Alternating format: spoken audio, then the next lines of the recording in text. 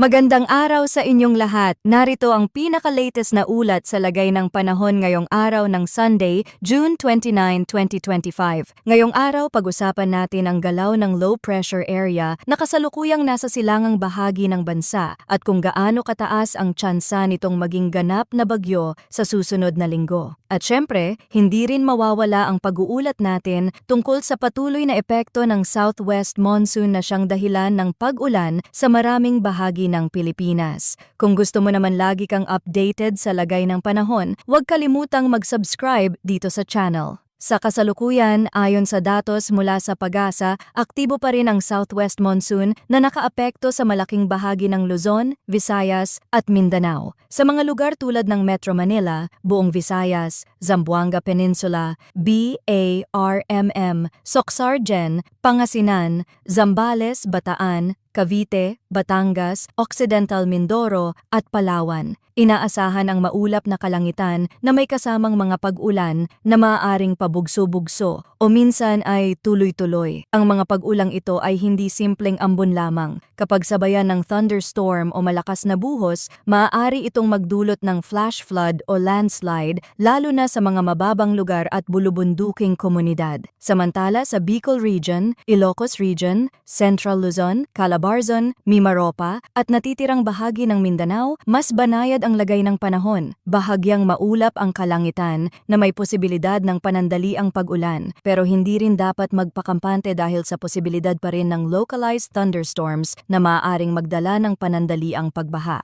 Sa mga hindi pa masyadong apektado ng southwest monsoon, gaya ng northern Luzon, maaaring asahan ang partly cloudy hanggang sa maulap na kalangitan. Ngunit tulad ng ibang bahagi, may chance pa rin ng isolated thunderstorms lalo na sa hapon o gabi. Ngayon, balikan natin ang isa sa mga binabantayang weather systems, ang low pressure area sa silangang bahagi ng Philippine Area of Responsibility. Ayon sa mga forecast models gaya ng European at GFS, may posibilidad itong maging tropical depression pagsapit ng Thursday, July 3. Ang good news, base sa kasalukuyang projection ng mga modelo, hindi ito inaasahang magla-landfall o tatama sa kalupaan ng Pilipinas. Sa halip, may posibilidad itong kumilos pa hilaga o hilagang silangan at lumihis palayo sa ating bansa. Pero hindi ibig sabihin nito ay wala na itong epekto. Dahil habang lumalapit ito, maaari nitong hilahin ang southwest monsoon dahilan ng mas malalakas na buhos ng ulan sa ilang bahagi ng Luzon at Visayas. Isa pa sa mga nakikitang development ay ang paglitaw ng isa pang sama ng panahon sa hilagang bahagi ng Pacific Ocean. Dahil dito, posibleng magkaroon ng tinatawag na Fujiwara effect ng dalawang low-pressure systems na posibleng magpabago sa galaw ng LPA.